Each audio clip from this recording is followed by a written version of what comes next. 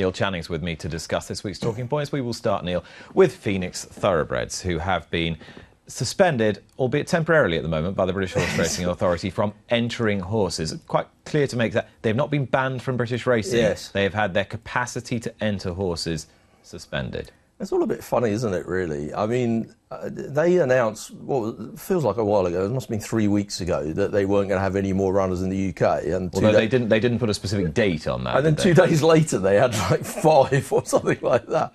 There was a day where they had 4 or 5, and people were saying, oh, they're going to do like a Barney Curly coup and then finally leave.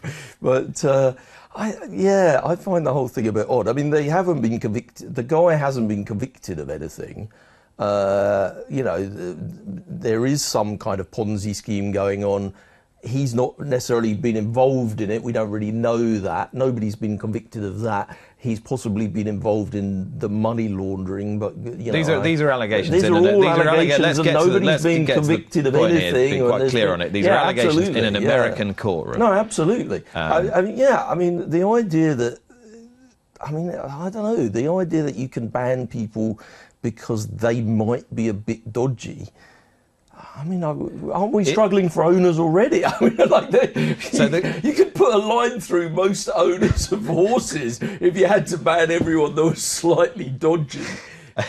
In this instance, I think we've got to give it the right context. They've not been banned under the fit and proper person rule for the exact reasons that you're suggesting. Exactly. But it is going to behove the racing administration system in this country to make sure that they're absolutely clear if there's any kind of doubt about the provenance of the funds, to make sure that the provenance of that funds is sound.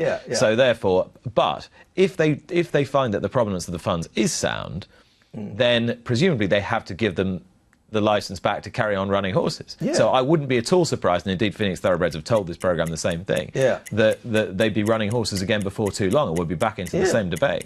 Yeah, absolutely. I think the whole thing's a bit of a nightmare for the BHA. I don't envy them at all having to deal with it, and I kind of feel like if I was them, I'd have just ignored it, really. I mean, at the end of the day, there's plenty of people doing worse things than they are alleged to have done.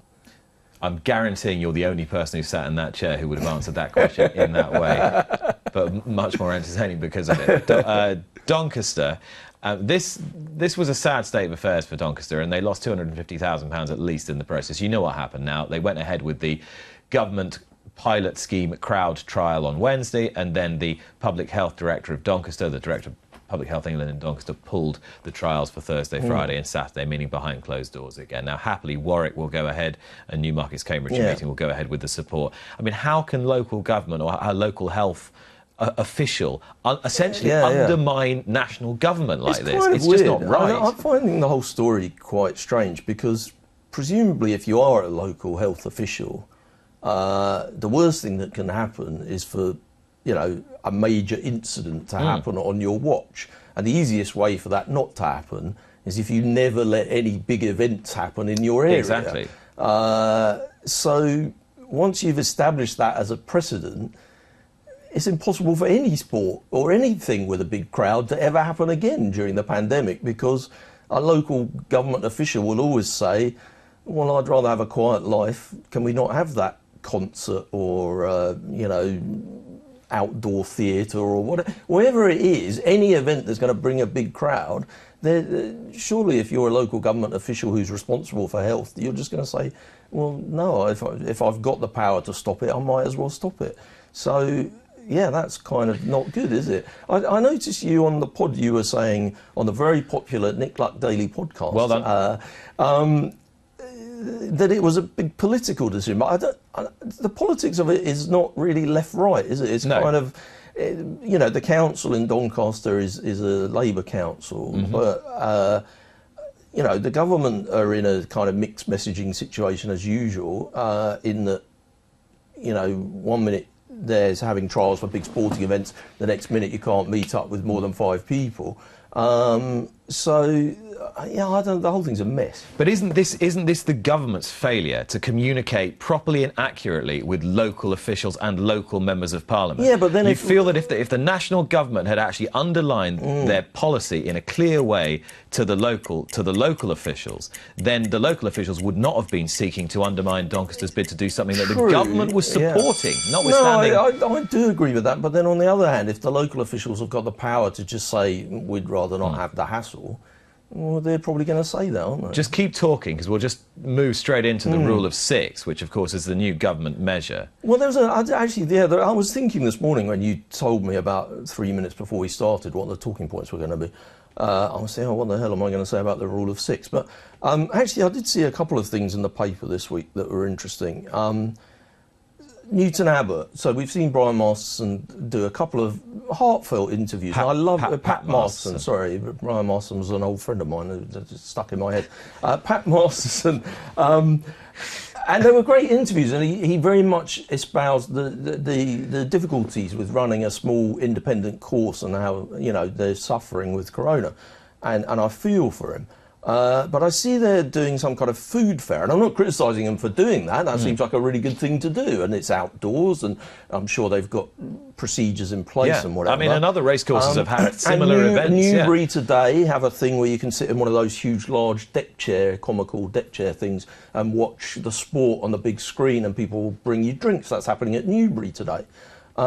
These things are great. I'm not criticising the courses. I think fair play to them. You know, they sound like really fun events to go to, and I'm sure they'll be well organised, and they're outdoors, and no problem at all. They've got to make some money. But like, if they can do that, you know, surely we can have kind of Lingfield with 200 people on a Wednesday or something like that. Well, and just open the doors. The interesting point is whether after October the 1st, with these trials having taken place, the sport can then go on a daily basis, having either between 25% and 40% of capacity crowd at the, I mean, obviously, venues. That's the one thing we're not quite sure of yet, obviously, is it? I appreciate that, you know, politically, there are things, you know, Cheltenham and whatever, that can look tricky. But for a day-to-day, you know, we talked about Enable, it was very sad, there were only a few people to clap at home, but there's probably a bigger crowd than an average Kempton meeting last winter. I mean, for normal day-to-day meetings, it doesn't make that much difference, you know, having 300 or 400 people there, maybe. What the sport is striving for is not just the amount of people, but a breadth of the population. I got through that rule of 6 thing without really slagging off the government enough. I feel a bit... you missed your opportunity. I gave you an open goal. Now. Look, just take it as read. I think that they're doing it all terribly badly, and that the whole pandemic is a situation that could be managed a lot better. The problem is that I don't think we can find anyone to actually disagree with that contention on any side of the political divide at the moment. Let's talk about this initiative from the Diversity in Racing Steering Group then to... not only get people back to the races, but also when we do get people back to the races, to broaden the representation of people who are there. And as such, this week there was a LGBTQ plus toolkit developed by the Diversity in Racing Steering Group to signal to everybody in the country that racing was a more inclusive place, and particularly with reference to the LGBT community. Yeah, I did see that story. I sort of half saw it.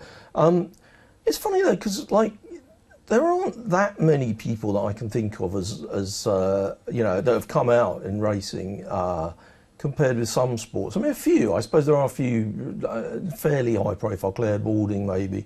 I know you had Lee on last week, who was brilliant, by the way. That was really good. Much better than me. He gets through these talking points much easier. I don't know. I guess football is the worst sport in the world for you know, LGBTQ plus acceptance, but and encouragement of people to actually come out. But I don't know, racing's a bit old-fashioned, isn't it? And a bit. So isn't the fundamental underlying point that if racing is a little less old-fashioned and just a little more thoughtful, then all groups in society who may have felt marginalised will feel in a safe space, in an inclusive space, if they come to the sport? Yeah. If you're putting initiatives like this in place, that's the idea, isn't it? Well, I mean, I'm definitely not going to criticise the initiative. If they can do something to make the sport more inclusive in any way, that's got to be a good thing. I'm just not really sure why racing isn't like something that's easier for people who are different in any way to sort of be accepted in. I don't, is it because it's a bit of a sort of upper class, stuck in the mud traditionalist sport in some ways? Is it still? Well, I don't think it is particularly. I mean, like, or is, I think it was Lee. Is that again. just the image being? Well, I think it was Lee again. He was talking about the whole situation with the jockey club and this perception that it's an old boys club and whatever. And I think he was saying that in terms of the number of women that work there, it does much better. Gender pay gap. Yeah, the reads gender better than it does across a lot of industries. Maybe it is just a bit of a perception that racing is a bit fuddy-duddy and stuck in the mud and a bit. Oh, but I don't know. Like we're having a good run with women jockeys, aren't we? We have some strong women trainers, but not that many. Yeah, I would consider that the progress of female jockeys is now what you would call genuine progress because of the. But it's not equal. Yeah. No, it's not equal. But it is genuine progress. Whereas the trainers. Well, that's another whole. Yeah, one for next week because I'm going to move on. Okay. And talk about. I don't know whether I really answered that last one. Well, but we had an interesting conversation. That's what it's all about. I want to talk about the Jets inspired films in association with the Professional Jockey Association, which we have shown on this channel as well, and particularly the testimonies this week of Kieran Schumacher, who gave a very good interview to ITV earlier in the year. Or last year, and Ray Dawson, who's been riding winners hand over fist, and he's been riding really well, hasn't he? That's a good advert. But this is what coming off the carpet rugs. Yeah. No, he's been. First of all, he's been riding really well. I'm sure Kieran Schumacher's been riding really well as well. I just can't. Like Ray Dawson's been really high profile recently, this is a good initiative, isn't it? I mean, it's Suicide Awareness Day the other day, wasn't it? It was. And we've had a terrible time of that in racing in the recent times. I mean, I haven't watched the film yet, but I do intend to. I'm sure it's a good thing. And this idea of because it's a pyramid sport, isn't it? It's a star system. People come in and basically. They don't shovel horse manure because that's something they wanted to do. Often they do that because they like to try and become a top jockey. And by definition, there's only a limited number of top jockeys. So along the way, people fall by the wayside. And even if you are, a relatively successful jockey, it maybe looks a bit easier from the outside than it is. You have high expenses. You're doing a lot of driving. You're away from home all the time. You're having to maintain relationships with several trainers, riding out for free sometimes. And I'd imagine that if you're in the middle tier, you're not really coining it in as much as people might think you are. And it's probably quite a tough life. And it's quite solitary as well. You maybe feel like you can't really open up. It's quite male as well, I guess. Young men are not very good at opening up about stuff like that. It's good that people come out and speak about mental health issues, especially with the pandemic as well, because I think that makes it harder for everyone. I was thinking this morning, I haven't left the house for 5 days. I've literally done nothing but sit and watch sport for the last 5 days. And it's not great, actually. If racing hadn't existed during the pandemic, I think I'd have cracked up even more than I have in the last 30 years. And just to cap that semi-seriously, I think that I was being serious. Yeah, I know, actually. but you said if I would have cracked up more than I have done in the last 30 years, but to cap that seriously, I think that applies to a lot of people during the. I think the fact that racing and live sport has been there, has been a great source of comfort to an awful lot of people, particularly people who are maybe that little bit older. You made the point about jockeys not being able to coin it in unless they're at the very top, I would say. Well, it all ties into the prize money debate. Before we welcome in Paul Darling QC, the chairman of the levy board, you can at least give your 2 minutes worth, just 2 minutes worth. Well, I mean, I don't know. We've had a couple of people, and I'm not singling out any particular owners, but there have been a couple of owners coming out recently and saying that they're cutting down because of prize money. And I think that's a reasonable thing to say because, you know, of course, it's their money. They can do whatever the hell they want with it. But also, you know, you can say that as a general point over the last 10 years, that if you compare races with specific races with how much you got for winning that race 10 years ago, you can say, well, we haven't made much progress, and you know, costs of keeping a horse and whatever keep going up because of, you know, inflation and whatever. And I can understand that, but it sort of seems a bit strange when people say, I don't really get people complaining about prize money during the pandemic. I mean, it is a global pandemic. Hundreds of thousands of people around the world have died. And of course, you know, the economy's going to suffer. We're going to have 2 million people unemployed. I kind of find it a bit hard to have sympathy with people that own, you know, multiple numbers of racehorses, suddenly discovering that the prize money isn't going to make them a profit in the year. But isn't it just that constant tension, isn't it, between the people running the sport and the people who are the sports participants? It's just that always that simmering tension that I was talking about in today's paper, which in the end actually probably drives it forward, because those campaigning for more are probably thinking, well, I want to keep you honest. I'll hold your feet to the fire, because if I don't campaign for more, you'll try and use the pandemic to get away with it. There have been some good interviews recently, and I listened to the Barry Hearn one, and you know, Barry Hearn and I don't agree politically particularly, but he's a good, fun guy, and I actually know him a bit from years ago, and I thought he did a really good interview. And this idea that racing spends a lot of time arguing about the slicing of the pie, he would say, you're getting it all wrong. You just need to get a bigger pie, and they should spend more effort on growing the pie than they do on arguing about slicing and dicing the pie. I know we've run out of time, but I did intend to say I did find it a bit weird that the last race at Doncaster yesterday, a 1.5 mile handicap, I think, I could be wrong on the numbers, but I think, I probably am wrong on the numbers, I think the prize money went up from sort of 11 grand to 14 grand to 25 grand over the last 3 years in that 1.5 mile 3-year-old handicap. And it got 5 runners yesterday. That's rubbish. 0 to 90 class 3 handicap over 1.5 miles on good ground. But people would argue how can you whinge about prize money and not enter that's because the middle tier horses who were running, middle to higher tier horses who were in the 0 to 90 at Doncaster Perfect, they're all being sold to go to Australia and Hong Kong and disappearing out of the system. I know there's 3 races. By the way, there's 3 races at there's 3 races.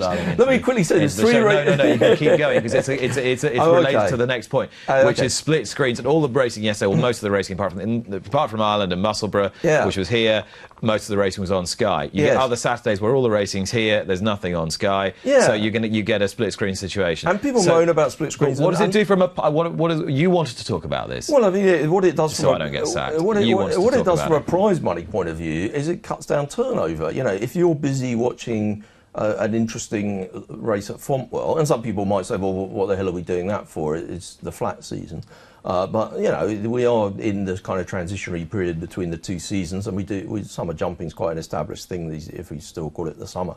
That seems reasonable to me that we still have that. So putting that aside, I just think it's a bit odd when you're race planning that you don't think about the television channels that are going to cover it. If someone's sort of saying, I tell you what, let's have these 3 meetings on a Monday, why are all 3 of them on Monday afternoon, all 3 of them on the same channel? That should be a part of the decision-making process. Because the racecourses, who essentially have the control over what appears on the 2 different channels, they've got too much power over the fixture list. Yes, exactly. Yeah. That is one of the main problems of racing. So it is neither Sky Sports Racing's fault, nor is it Racing TV's fault. I definitely wasn't blaming Sky Sports Racing or Racing TV for the fact that there are split screens and clashes and whatever.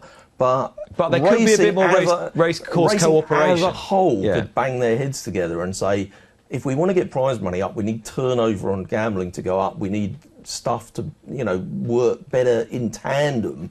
And it just feels a bit daft. It feels like a shot in the foot that we had split screen watching some Irish jumps racing a couple of weeks ago when York was on, and then yesterday, we missed the beginning of a Doncaster race because we were watching Fontwell. How long is it now? 21 years ago, 20 years ago, all the courses got together and they entered into a brand new media age. There were 11 courses who opted out. Yeah. And now we're even less unified than that. And it all goes back to that. If all the courses could agree on one unified media strategy, obviously a lot of racing's problems can be traced back a long way. The bookmakers and whatever in the 60s. That's it for this week's There you go. Points. Subscribe to Racing TV to be notified when more Luck on Sunday videos are appearing online. And don't forget to join me for the show every Sunday morning from 9 o'clock with the best guests.